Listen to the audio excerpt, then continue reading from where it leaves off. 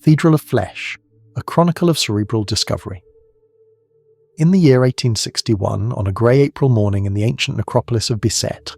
a suburb south of Paris where the Seine wound through fields still marked by medieval cultivation patterns, a physician named Paul Broca stood before the cooling corpse of a man who had lived 51 years without the ability to speak more than a single syllable. The man, known in the asylum records only as Le Bourne, though the orderlies who had tended him through 2 decades of confinement called him Tan for the one sound he could produce, had died the previous night of gangrenous infection that had begun in his paralysed right leg and spread with the inexorable progress of corruption through flesh that could no longer defend itself. Broca, whose hands were steady despite a night without sleep, made the first incision along the crown of the skull with a saw whose teeth had been sharpened that very morning by an instrument maker on the Rue de l'École de Médecine, a craftsman whose grandfather had supplied similar tools to the surgeons of the Revolutionary Terror. The bone dust that fell onto Broca's leather apron carried with it the accumulated mineral deposits of a life spent breathing the smoke of Paris, eating bread made from grain grown in the limestone-rich soil of the Ile-de-France, drinking wine that contained trace elements of the volcanic terroir of distant provinces. When the calvarium was finally lifted away, revealing the dura matter beneath, Broca observed what he had suspected but could not prove while Le Bourne lived: a lesion the size of a hen's egg in the posterior inferior frontal region of the left hemisphere,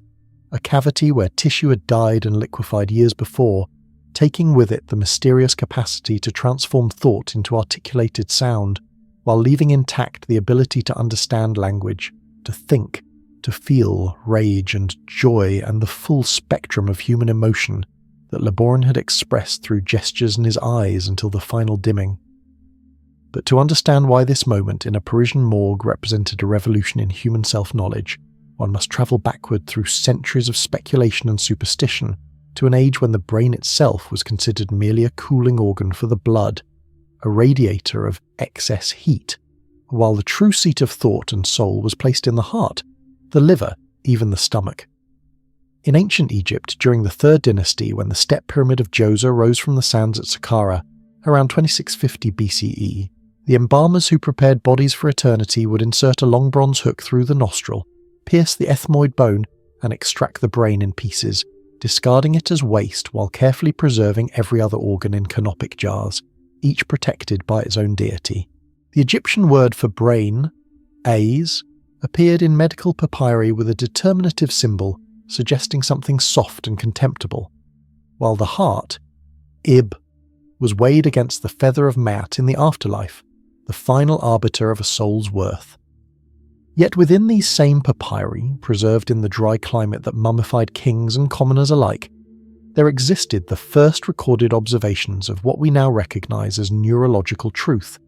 The Edwin Smith Papyrus, copied around 1600 BCE but describing knowledge from 1,000 years earlier, catalogued 48 cases of traumatic injury and noted with clinical precision that damage to one side of the head produced paralysis on the opposite side of the body, that wounds penetrating the skull could rob a man of speech or vision or memory, that the brain, despite its undignified removal in death, governed the living body in ways the embalmers could not ignore. Across the Mediterranean, in the Hippocratic schools of classical Greece, where physicians wore simple chitons and debated beneath colonnades still fragrant with fresh-cut marble, the brain began its slow elevation toward its true status. Alcmaeon of Croton, working around 500 BCE, in a city whose wealth came from its position on the trade routes between the Greek mainland and Sicily, performed dissections that revealed the optic nerves connecting eye to brain, and he declared with revolutionary boldness that the brain, not the heart, was the seat of sensation and thought.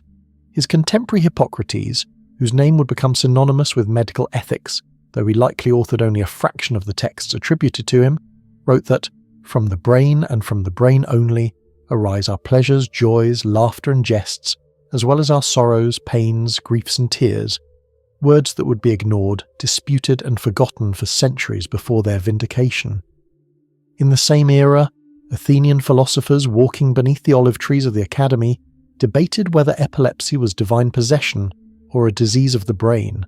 while physicians noted that head wounds sustained in the endless wars between city-states produced changes in personality, memory and behaviour that could be predicted based on the location of the injury, observations recorded on papyrus scrolls that would eventually burn in the fires that consumed the Library of Alexandria,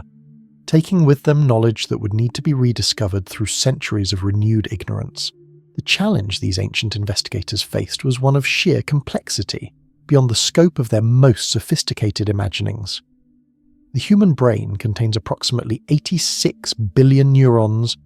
a number that exceeds the total number of stars in the Milky Way galaxy, each neuron capable of forming connections with thousands of others through synapses that number in the hundreds of trillions, creating a network of such staggering intricacy that if one were to count each synapse at a rate of 1 per second, the task would require more than 3 million years to complete. But this was knowledge locked away in a future these ancient physicians could not imagine. Armed as they were with only blades, curiosity, and the ethical flexibility to cut into human flesh in an age when the boundary between healing and philosophy was marked by no professional distinction, Aristotle, whose influence would dominate Western thought for 2 millennia, made what future generations would consider his greatest error when he assigned intelligence to the heart and reduced the brain to a mere cooling organ, a radiator for blood overheated by the passions, a view that gained authority from his systematic approach to all other natural phenomena and his prestige as tutor to Alexander the Great, whose conquests spread Greek learning and Greek errors across the known world. Yet in Alexandria, that cosmopolitan crucible where Greek rationalism mixed with Egyptian mysticism and Jewish scholarship, where the lighthouse guided ships laden with papyrus and grain into the harbour, while scribes in the library copied every text that passed through the city, Herophilus and Erasistratus were conducting dissections that would not be matched in rigour for 1,500 years. Working around 300 BCE under the patronage of the Ptolemaic dynasty, whose Greek rulers had inherited Egypt from Alexander's fractured empire, these physicians dissected human corpses openly, possibly even vivisecting condemned criminals according to later Roman accounts that mixed admiration with horror. Herophilus distinguished the cerebrum from the cerebellum, traced the ventricles within the brain's substance, and described the confluence of venous sinuses at the back of the skull that would bear his name into modernity as the torcular hierophily. Erasistratus observed the convolutions of the brain surface and theorized that their complexity corresponded to intelligence, noting that humans possessed more elaborate folding than other animals, a hypothesis that would prove both remarkably prescient and persistently abused by later generations, who would attempt to correlate brain size and surface area with race and gender to justify prejudices that science should have demolished. The Roman Empire, which conquered Greek lands but submitted to Greek learning, produced in Galen of Pergamon a physician whose authority would dominate medical thought until the Renaissance. Born in 129 CE to an architect father in a city famous for its Asclepion, a healing temple where patients slept in hope of divine dreams, Galen came to Rome in the reign of Marcus Aurelius and became physician to gladiators, a position that provided unparalleled opportunity to observe the effects of traumatic brain injury in young men whose skulls were split by tridents, whose heads were struck by clubs studded with iron, whose bodies were dragged from the sand of the arena to the medical chambers where Galen waited with instruments and theories. He dissected the brains of oxen, pigs, and Barbary apes, the animals most readily available in a city that imported exotic creatures for slaughter in the Colosseum, and through these imperfect models he elaborated a system of pneuma, vital spirits that were refined in the brain from blood and air, circulating through ventricles and nerves conceived as hollow tubes carrying this immaterial essence to animate the body. His experimental approach was sophisticated. He demonstrated that cutting the spinal cord at different levels produced paralysis below the lesion, that severing specific nerves eliminated sensation or movement in predictable patterns, that the brain itself was insensate to cutting,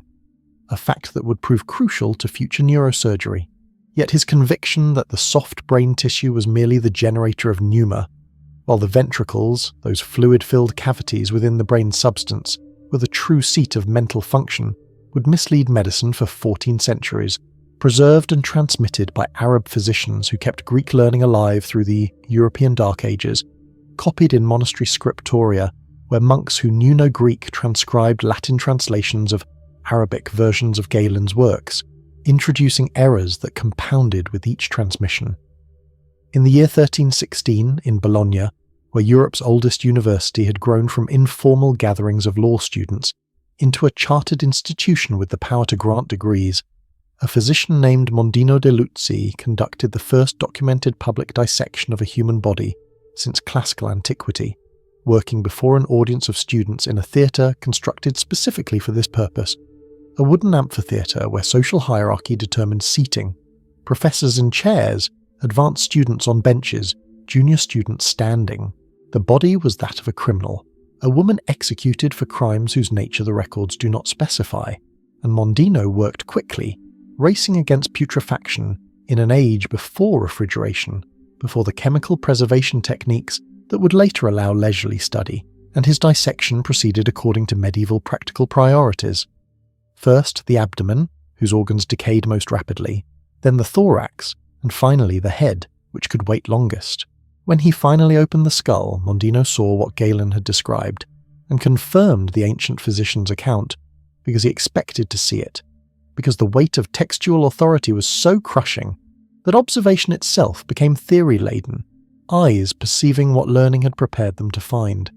He located the ventricles and assigned to them the Aristotelian faculties of the soul, common sense in the anterior ventricles, reason in the middle, memory in the posterior, a mapping of mental geography onto cerebral architecture that satisfied the scholastic passion for systematic organization,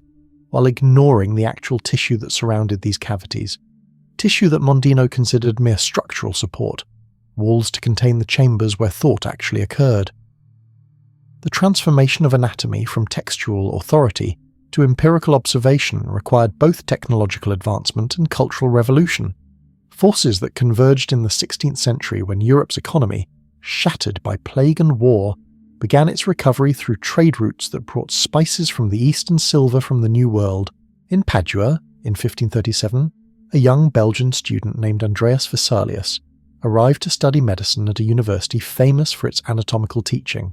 and he was shocked to discover that the dissections were conducted by barber surgeons who cut while professors read from Galen high above the bloody work, never touching the flesh themselves, never reconciling the text with the reality before them. Vesalius, whose wealthy family had produced several generations of physicians and apothecaries, had spent his student years in Paris robbing graves and bribing executioners for access to bodies, and he brought to Padua both manual skill and a conviction that knowledge came through direct investigation. Appointed professor of surgery at age 23, he conducted dissections himself, pushing aside the barber surgeons and descending from the professorial chair to the table, and what he found contradicted Galen repeatedly. The human jaw was a single bone, not two. The liver had lobes of different number and arrangement. The heart was flesh, not the source of supernatural heat. When he turned his attention to the brain, Vesalius made observations that would be published in 1543 in De Humani Corporis Fabrica, a masterwork of Renaissance printing produced in Basel by Johannes Operinus, whose presses turned out 1,200 folio pages with woodcut illustrations so detailed that they required the collaboration of artists from the workshop of Titian,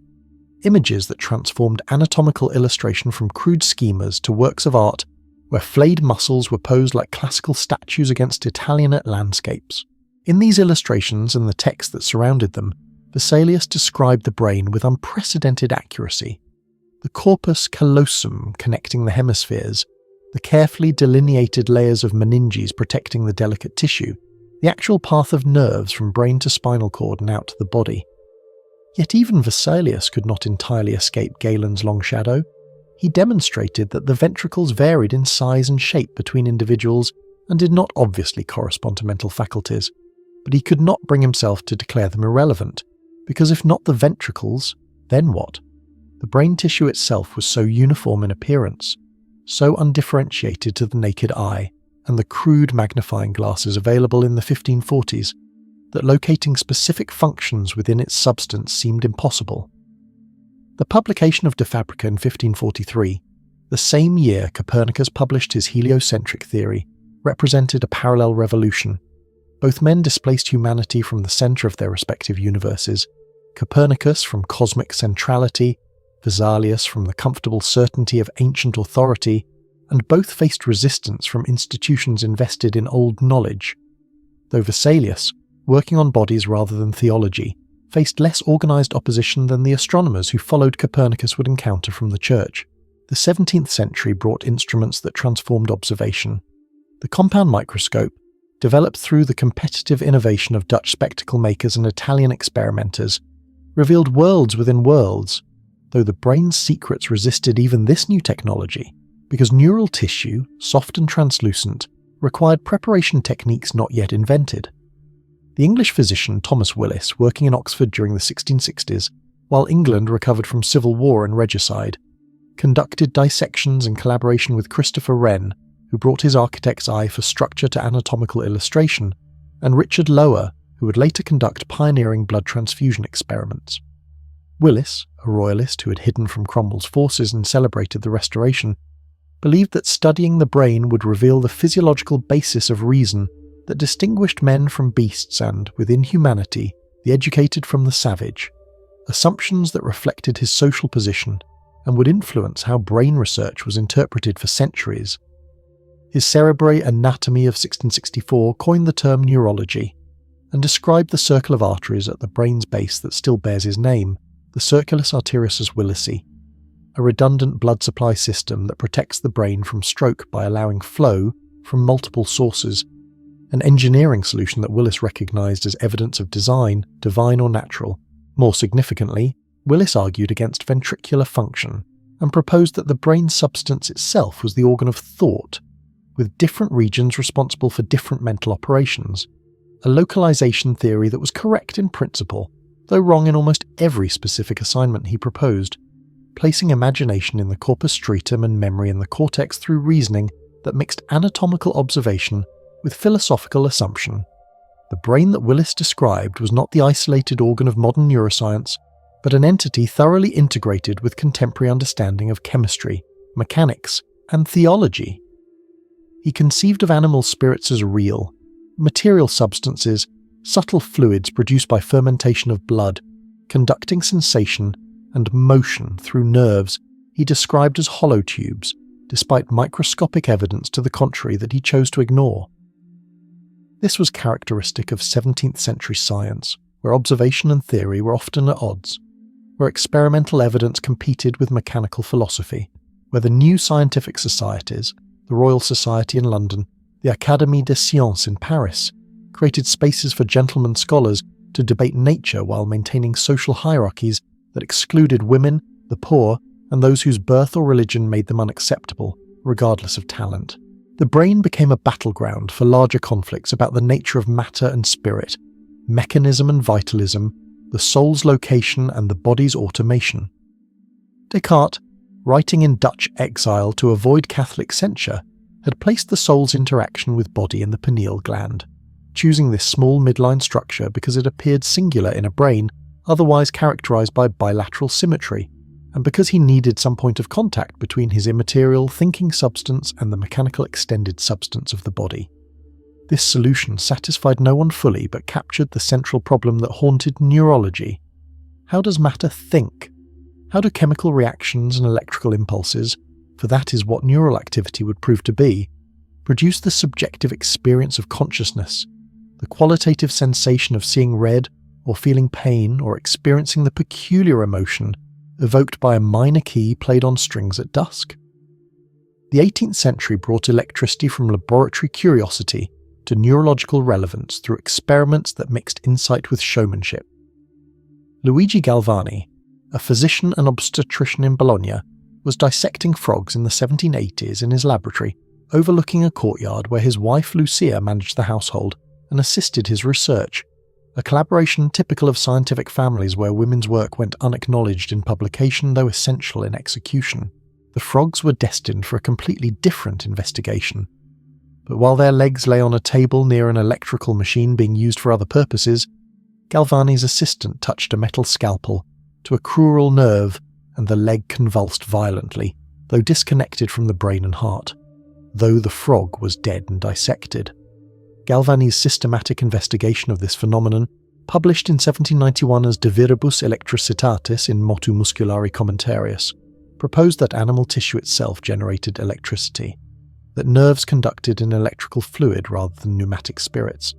a theory that provoked a bitter priority dispute with Alessandro Volta, who argued that the electricity was produced by contact between dissimilar metals of the instruments, not by the animal tissue itself. Both men were partially correct. Volta's metallic electricity would lead to the invention of the battery, but Galvani had discovered bioelectricity, the electrical nature of neural transmission, though the mechanisms remained mysterious for another century. The implications cascaded through natural philosophy. If nerves conducted electricity, then perhaps the brain was a kind of battery or generator, and mental activity might be reducible to electrical phenomena, measurable, mechanical, devoid of supernatural essence. Mary Shelley, writing Frankenstein in 1816 during her Swiss sojourn with Byron and her future husband Percy, was drawing on this galvanic research when she imagined that electrical stimulation might reanimate dead tissue, might impart the spark of life to assembled corpses, a Gothic exploration of materialism's ultimate consequence. But she was also responding to public demonstrations by Galvani's nephew, Giovanni Aldini, who toured Europe applying electrical current to executed criminals, making their corpses sit up, grimace, open their eyes, movements that spectators found both scientifically illuminating and profoundly disturbing, challenging comfortable boundaries between life and death, soul and mechanism, human and machine. These demonstrations occurred in the same decades when European powers were industrializing, when mechanical looms were displacing handweavers, when factories were reorganizing human labor into repetitive machine-like operations, and the mechanical brain was not merely a scientific hypothesis, but a cultural anxiety, a fear that human uniqueness was eroding under the analytical gaze of natural philosophy. Meanwhile, a Viennese physician named Franz Joseph Gall was developing a theory that would become both wildly popular and scientifically productive despite its fundamental errors. Gall, born in 1758 in the German state of Baden and trained in medicine in Strasbourg and Vienna, proposed that the brain was not a uniform organ, but a collection of distinct organs, each responsible for a specific mental faculty, and that the development of these organs produced bumps and depressions on the skull that could be read by trained practitioners to determine an individual's character, talents, and propensities. This theory, later named phrenology by his disciple Johann Spurzheim, was based on several correct insights embedded in a matrix of unfounded assumptions. Gall correctly argued that the brain was the organ of mind, that different brain regions had different functions, and that mental faculties were innate rather than learned from experience alone. But his method of determining these regions was circular. He would identify individuals notable for some trait, mathematicians for calculation, murderers for destructiveness, loving parents for philoprogenitiveness, then feel their skulls for bumps, assign the faculty to that location, and proclaim the correlation proven. The faculties themselves mixed plausible categories like language and memory with bizarre Victorian preoccupations like an organ for secretiveness, located, he claimed, behind the outer corner of the eyebrow, or an organ for hope situated on the top of the head. Phrenology was condemned by established medical authorities, particularly in Vienna, where Emperor Francis II, fearing that materialist theories of mind threatened religious orthodoxy and political stability, banned Gall from lecturing in 1801. Gall left Vienna for an extended European lecture tour that became a triumphant progress through Germany, Switzerland, and France, attracting audiences of intellectuals, aristocrats, and the merely curious who paid handsomely to have their characters read from the landscape of their skulls. In Paris, where Gall settled in 1807, the Academy of Sciences appointed a commission, including the comparative anatomist Georges Cuvier, to evaluate phrenology, and their 1808 report was devastating. Cuvier acknowledged Gall's anatomical contributions, his careful dissection techniques that followed fibre tracks through the brain's white matter, his recognition of grey matter's importance, but rejected entirely the correlation between skull shape and mental faculty, noting that skull thickness varied independently of brain structure, and that many of Gall's supposed confirmations were anecdotal, retrospective, and unfalsifiable. Yet phrenology flourished in popular culture precisely because it offered what people wanted: a scientific-seeming method for judging character, predicting behaviour, justifying social hierarchies, and understanding oneself, all from measurements that anyone could learn to take with calipers and charts sold by enterprising publishers. The lasting contribution of phrenology was its influence on legitimate science. It established the research program of cortical localization, the search for specialized regions, though using proper experimental methods rather than skull reading. Pierre Fleuron, working at the Muséum National d'Histoire Naturelle in Paris during the 1820s, conducted experimental ablation studies on pigeons and rabbits, carefully removing specific brain regions and observing the resulting deficits. His results seemed to contradict localization. Removing portions of the cerebral hemispheres produced gradual, general impairment rather than loss of specific faculties, and animals retained capacity for movement, sensation, and perception as long as any cortical tissue remained, leading Flourens to propose that the cerebrum functioned as an integrated whole rather than a collection of specialized organs. However, his experimental method had limitations invisible to him. Pigeons and rabbits have smooth brains with less functional localization than primate brains, and his lesions were too crude to respect functional boundaries, often damaging multiple regions and their connections simultaneously. Moreover, Flourens was predisposed to find holistic function because he was philosophically opposed to materialism and phrenology alike, seeking evidence for a unitary soul that transcended mechanical explanation, a reminder that scientific objectivity is an achievement, not a starting condition, that researchers in every era bring assumptions that shape what they observe and how they interpret it. The breakthrough that vindicated localization came not from animal experiments, but from clinical observation, specifically from that morning in 1861 when Paul Broca opened Laborin's skull in Bicêtre and found a lesion that corresponded precisely to a functional deficit. But to understand why this observation was convincing in a way that previous clinical anatomical correlations had not been, one must appreciate the context of French medicine in the Second Empire, a period when hospital physicians accumulated vast case series, when clinical anatomical correlation was the dominant research method, when neurological observation had become increasingly sophisticated.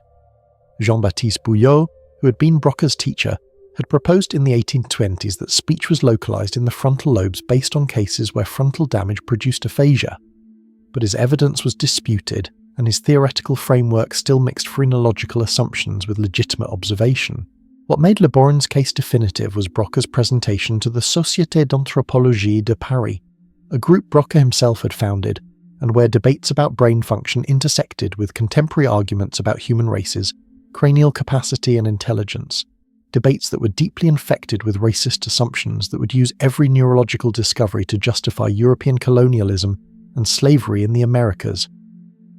Broca's discovery of the speech center in the left frontal lobe, confirmed rapidly by additional cases and eventually bearing his name as Broca's area, established that the brain was indeed organized into functional regions, though not the arbitrary faculties of phrenology. More surprisingly, it revealed that the brain was lateralized.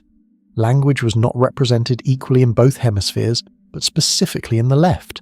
a finding that extended to most right-handed individuals and even to the majority of left-handers, suggesting that cerebral organization was more complex than simple mirroring. The French physician Marc Dax had actually presented evidence for left hemisphere language dominance decades earlier, in 1836, but his work was published only posthumously and attracted little attention, a reminder that scientific credit flows not merely from discovery, but from effective communication, from presentation at the right venue to the right audience at the right moment in the development of a field. The discovery of lateralization, confirmed through accumulating cases in hospitals across Europe and America, where industrial accidents, strokes and tumours created a grim natural experiment in brain localization, transformed neurology from speculation to mapping, as physicians competed to identify regions responsible for vision, hearing, movement, sensation, and the complex cognitive functions that seem to define humanity. The British neurologist John Hewlings Jackson, observing epileptic patients at the National Hospital for the Paralysed and Epileptic in London during the 1860s and 1870s,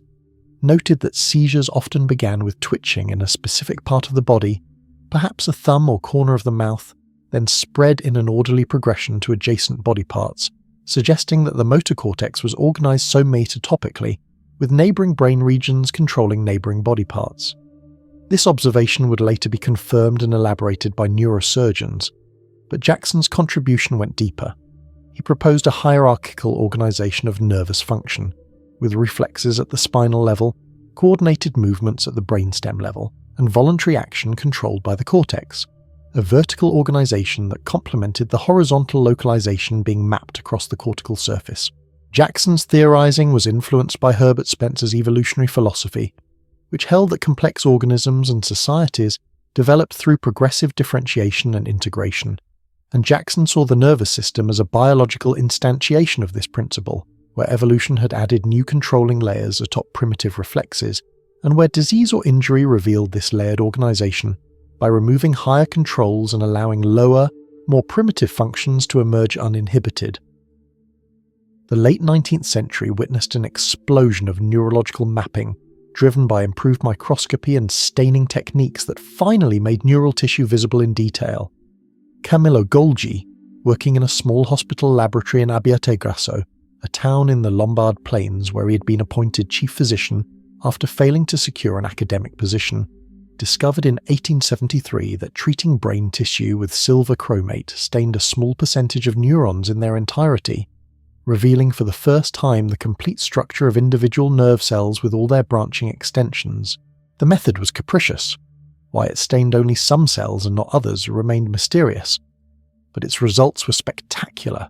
transforming the grey blur of brain tissue into a forest of cells with elaborate geometries, with cell bodies sprouting dendrites like trees and extending axons that travelled great distances before terminating in branching arbours of almost frightening complexity. Golgi's own interpretation of what he saw was that neurons formed a continuous network, a reticulum where cell processes fused and nerve impulses flowed through syncytial connections, a holistic view that fit his philosophical inclinations toward integrated function. This interpretation would prove wrong, but his technique would prove invaluable to the man who would contradict him. Santiago Ramón y Cajal, a Spanish physician and artist born in 1852 to a barber surgeon father in the Aragonese village of Petilla de Aragon, encountered Golgi's staining method in 1887 and immediately recognized its potential. Cajal, whose childhood had been marked by poverty, frequent relocations as his father pursued economic opportunities, and rebellious artistic inclinations that clashed with his father's practical ambitions, had trained as a physician more from filial duty than passion, but the microscope awakened in him a fusion of his artistic and scientific abilities. Working in Valencia and later Barcelona with equipment he could barely afford on his modest salary, Cajal applied Golgi's stain to embryonic and young animal brains, reasoning that simpler, less mature tissue might reveal organizational principles obscured in adult complexity. What he discovered revolutionized neuroscience. Neurons were discrete cells, not a continuous network. Nerve impulses traveled in one direction, from dendritic input through the cell body and down the axon, to terminals that approached but did not fuse with the next cell. The nervous system was composed of billions of individual signaling units that communicated across gaps later named synapses by the English physiologist Charles Sherrington. Cajal's neuron doctrine, published in a series of papers beginning in 1888 and summarized in his monumental Textura del Sistema Nervioso del Hombre y de los Vertebrados of 1899 to 1904, displaced Golgi's reticular theory and established the conceptual framework for all subsequent neuroscience. Yet the two men shared the 1906 Nobel Prize in Physiology or Medicine, recognition that scientific revolutions build on prior techniques even when they contradict prior theories. Cajal's drawings, which he produced in thousands over his career, were not mere illustrations but arguments in visual form, rendered with an artist's sense of composition and a scientist's obsessive accuracy, showing the elegant polarization of neurons, the specificity of connections between cell types,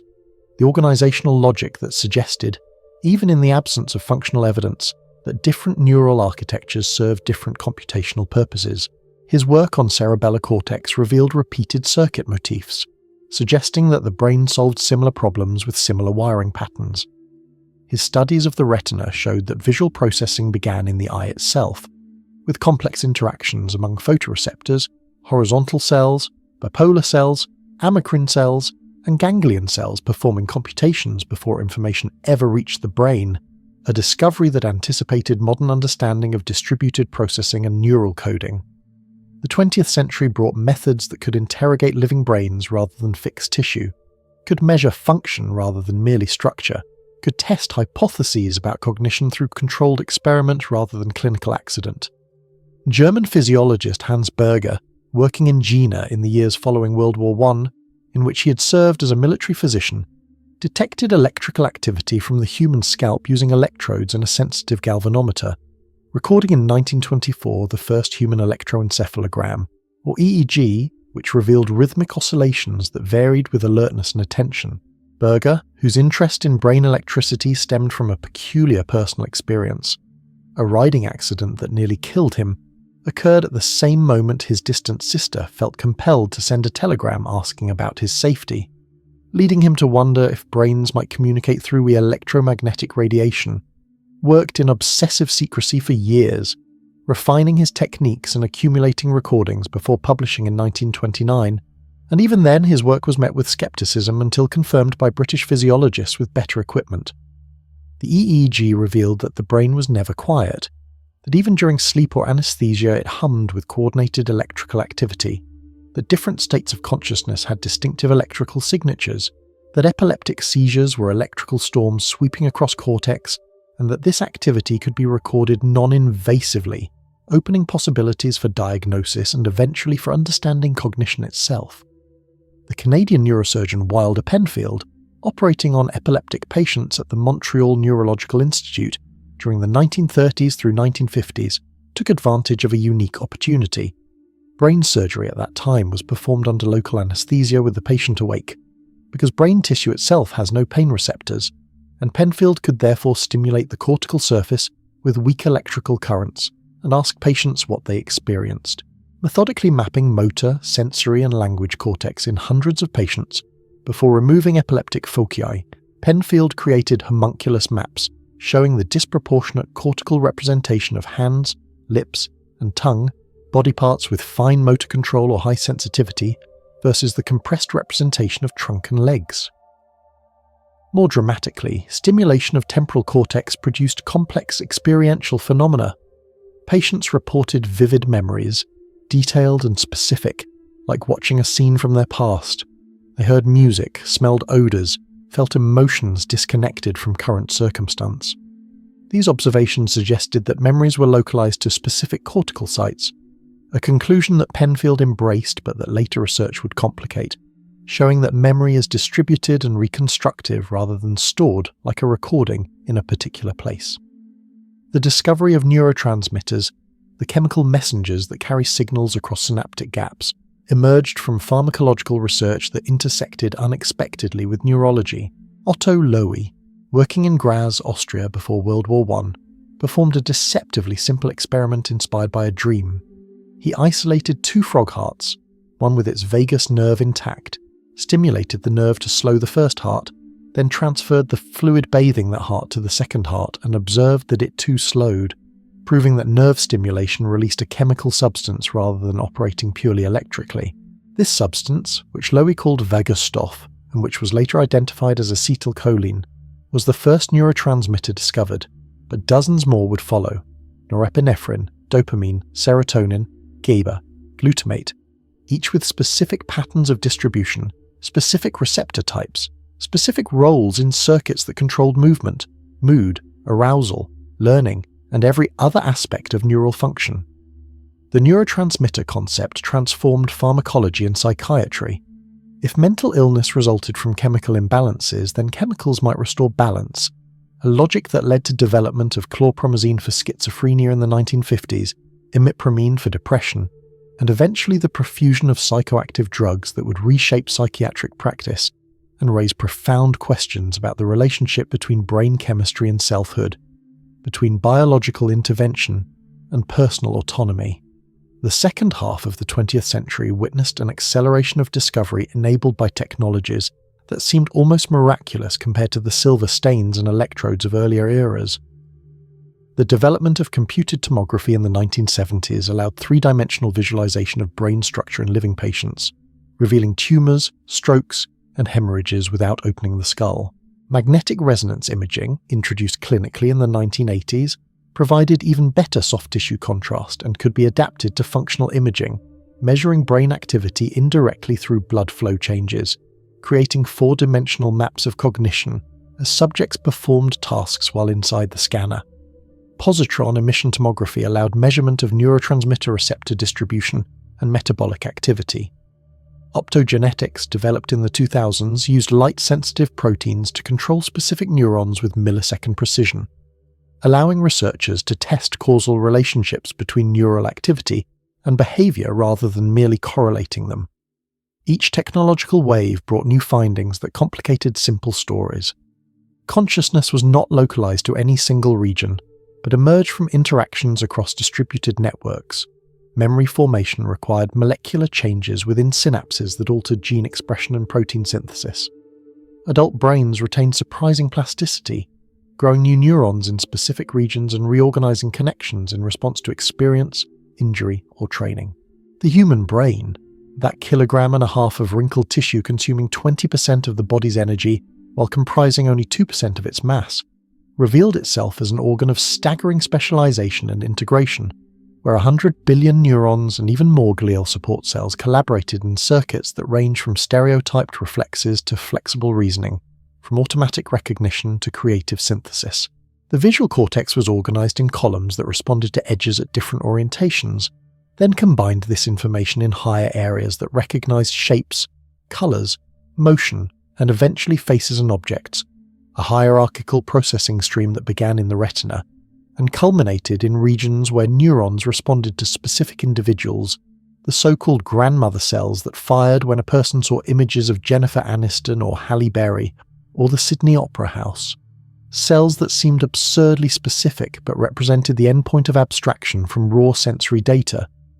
Language processing involved not just Broca's and Wernicke's areas, but a network spanning temporal, parietal and frontal lobes, with different nodes specializing in phonology, syntax, semantics and pragmatics, and with learned written language recruited visual areas in literate individuals, demonstrating that evolution's ancient circuits could be repurposed for cultural inventions only thousands of years old. The prefrontal cortex, disproportionately expanded in humans compared to other primates, supported executive functions like planning, inhibition, working memory and cognitive control, capacities that developed slowly through childhood and adolescence, as neural connections were refined through experience and synaptic pruning, a protracted maturation that made humans uniquely dependent on culture for normal development. The brain's energy efficiency was remarkable. Consuming only about 20 watts, roughly equivalent to a dim light bulb, it performed computations that the largest supercomputers struggled to match, particularly in areas like visual recognition, motor control, and natural language understanding, domains where artificial intelligence made slow progress compared to domains like chess or arithmetic, where computers excelled. This efficiency derived from massive parallelism, with millions of neurons processing simultaneously, and from spike-based coding, where information was represented in the precise timing and patterns of neural firing rather than continuous voltages. Yet the brain was also profligate and imprecise. Neurons were noisy devices, synaptic transmission was probabilistic, and circuits achieved reliability through redundancy and population coding rather than the perfect fidelity of electronic components. This noise was not merely tolerated but exploited. Stochastic resonance allowed weak signals to be detected by adding controlled noise, and neural variability supported exploration and creativity, the generation of novel responses rather than stereotyped reactions. The molecular details of synaptic transmission proved extraordinarily complex. Neurotransmitter release required the coordinated action of hundreds of proteins that assembled vesicles, docked them at active zones, responded to calcium influx with microsecond precision to trigger fusion and release, then recycled vesicle components through endocytosis for reuse. Receptors on the postsynaptic side were not passive detection devices but sophisticated molecular machines that changed configuration, clustered at synapses, were trafficked into and out of membranes, and had their properties modified by experience, implementing the synaptic plasticity that underlay learning and memory. Long-term potentiation, discovered in the hippocampus in 1973 by Thierry Lumeau and Tim Bliss, showed that brief high-frequency stimulation could strengthen synapses for hours or days, and this phenomenon required molecular changes including receptor insertion, protein synthesis, and structural modification of dendritic spines, the tiny protrusions where most excitatory synapses formed. Conversely, long-term depression weakened synapses through complementary mechanisms and the balance between potentiation and depression, regulated by patterns of activity, allowed circuits to learn associations, encode statistics of sensory experience, and adapt to changing environments. The human brain's development followed a program encoded in genes, but exquisitely sensitive to environment, a complex dance of nature and nurture where genetic instructions specified broad outlines while experience sculpted details. Neural tube formation in the 3rd week after conception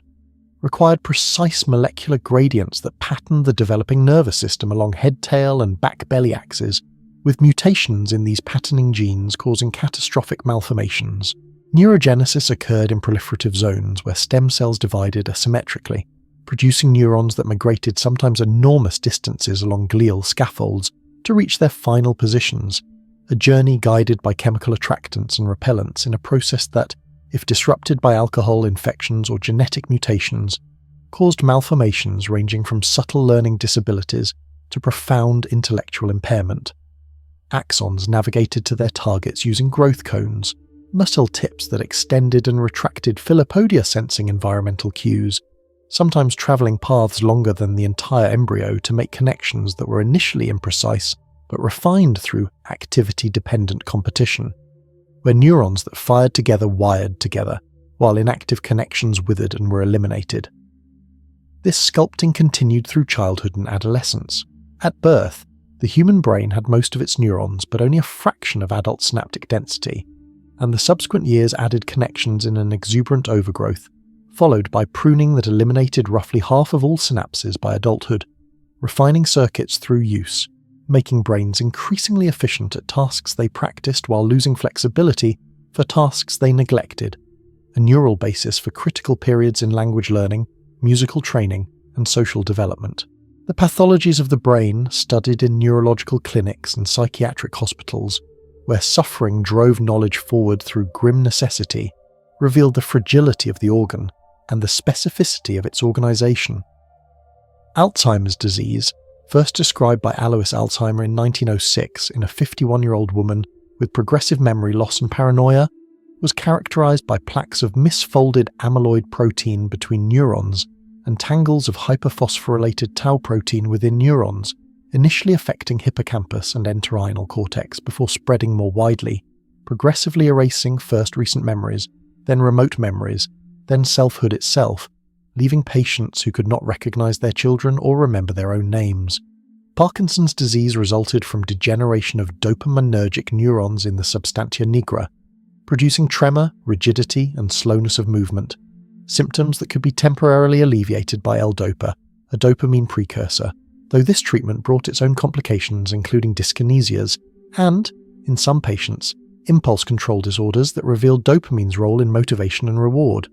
Schizophrenia emerged from disrupted development and altered dopamine signaling, producing hallucinations, delusions, and disorganized thought, with structural changes including enlarged ventricles and reduced grey matter, suggesting that it was fundamentally a disorder of brain connectivity. Depression and anxiety disorders, once considered purely psychological, showed consistent changes in serotonin and norepinephrine systems, with antidepressants targeting these neurotransmitters providing relief for many patients,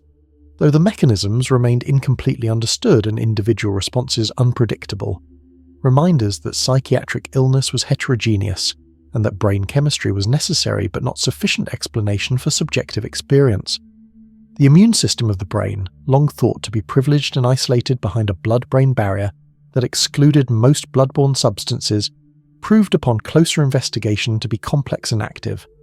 Microglia, resident immune cells derived from yolk sac macrophages that invaded the developing brain during embryogenesis, actively surveyed their territories, extended and retracted processes constantly, and responded to injury or infection with activation that could be either protective or destructive depending on context.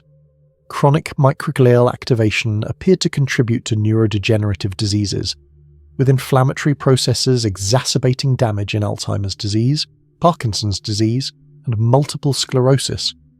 where the immune system mistakenly attacked myelin, the insulating sheath around axons that allowed rapid signal propagation, causing progressive disability as demyelinated axons failed to conduct impulses efficiently. The discovery in 2015 of a lymphatic system in the meninges surrounding the brain, vessels that drained fluid and potentially cleared waste products during sleep,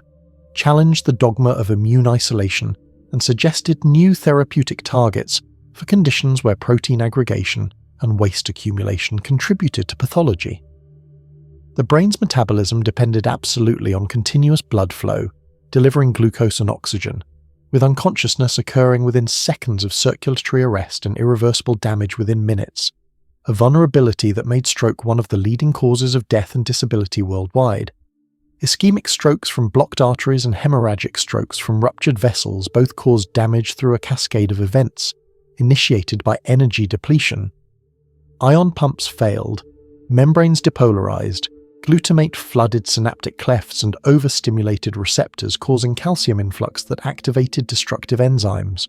Mitochondria were damaged, free radicals accumulated, cells swelled and burst. Inflammation spread the damage to surrounding tissue in a penumbra that might be salvaged if blood flow were restored quickly enough, a race against time that made stroke treatment an emergency where minutes mattered. The discovery of the neurovascular unit, where neurons, astrocytes, and blood vessels functioned as an integrated system with astrocytic end feet regulating vessel diameter to match blood flow to local neural activity, transformed understanding of both normal physiology and stroke pathophysiology, revealing that the brain actively regulated its own blood supply and that disruption of this regulation contributed to damage. Neuroscience in the early 21st century confronted questions that Broca could not have imagined when he opened Laboring's skull. How do patterns of neural activity give rise to consciousness? To the subjective feeling of what it is like to be someone? How are intentions formed from the deterministic dynamics of neural circuits? And what does this imply for concepts of free will and moral responsibility? Can minds be uploaded to computers, consciousness transferred from biological to silicon substrates? Or are there aspects of neural function that resist computational simulation? How much of personality, intelligence, sexual orientation, political ideology, and religious belief is determined by brain structure and chemistry versus social environment? And how should this knowledge inform policy about education, criminal justice, and medical intervention? The brain revealed by modern neuroscience was simultaneously more mechanical than dualists could accept, and more complex than reductionists had hoped. An organ where molecular mechanisms explained much, but predicted little about individual human experience, where evolution had created specialized modules that nonetheless collaborated in flexible ways, where genes built circuits that were then refined by experience, where damage could be compensated by plasticity, or could cascade into catastrophic failure depending on variables not yet understood. The technological imperative that drove neuroscience forward, the assumption that understanding the brain would cure neurological disease, enhance human potential, and explain the mind, coexisted uneasily with the reality that knowledge often preceded application by decades, that understanding did not automatically yield treatment, that some questions might be experimentally unanswerable. The 1,000-neuron connectome of the nematode worm Caenorhabditis elegans, completely mapped in 1986 through heroic electron microscopy efforts that required serial sectioning and tracing of every process through thousands of images, had not led to complete understanding of even this simple nervous system's function, suggesting that connectivity alone was insufficient, that neural dynamics, neuromodulation, and developmental history all mattered in ways that static wiring diagrams could not capture. The Human Brain Project, launched in Europe in 2013 with a €1 billion budget and the goal of simulating the entire human brain, encountered criticism from neuroscientists who argued that such simulation was premature, that cataloguing parts did not explain their integration, that the brain was not analogous to engineered systems where complete specifications determined function, but was rather a biological organ shaped by evolution to be robust and adaptable rather than transparent and comprehensible.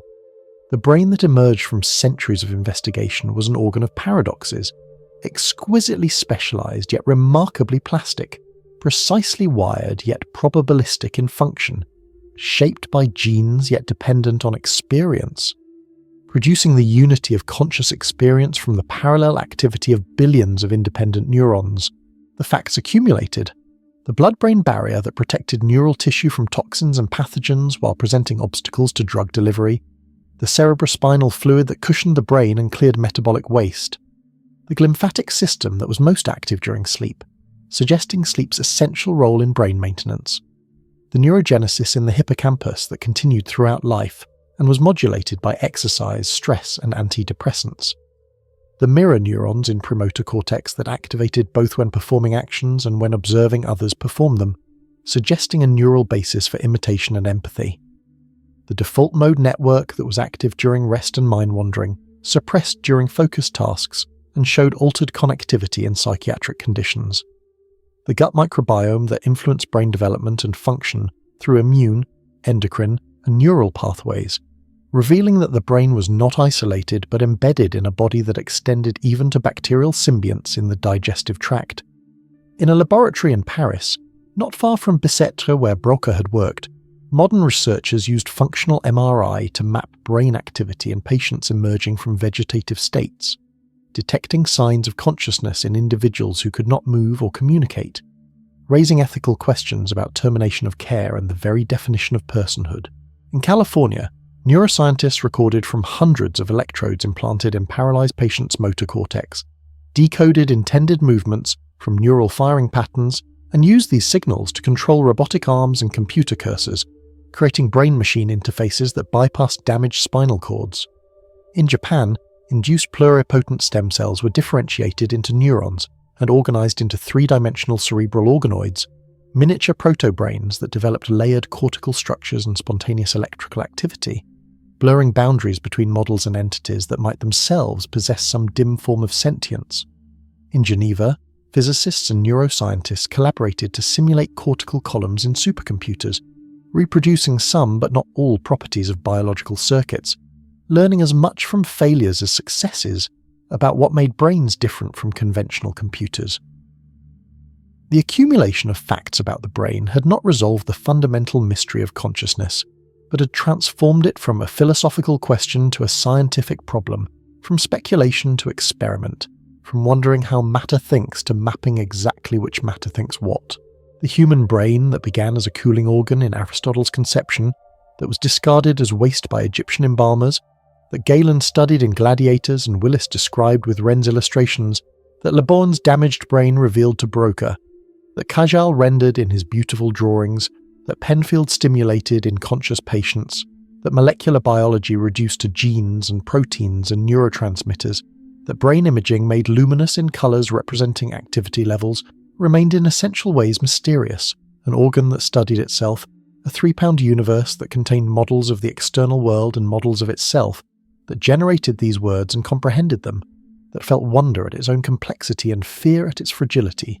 that made possible science and art and love and all the phenomena of human existence, the physical basis of everything we are and yet somehow irreducible to mere mechanism, a biological computer unlike any computer humans had built,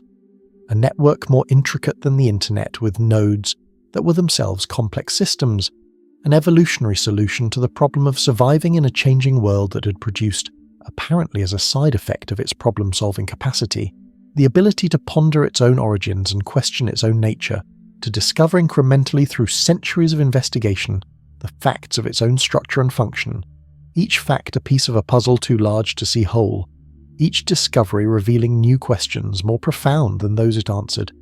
the investigation continuing in laboratories around the world where researchers peered into brain tissue with microscopes, recorded from neurons with electrodes, stimulated circuits with light, modelled dynamics with equations, always pressing forward into the unknown territory between what brains do and what brains are, between mechanism and experience, between the objective facts visible to science and the subjective reality that each brain generates uniquely, the ongoing attempt to know ourselves through knowing this organ that makes knowing possible, this cathedral of flesh where electricity and chemistry somehow produce thought.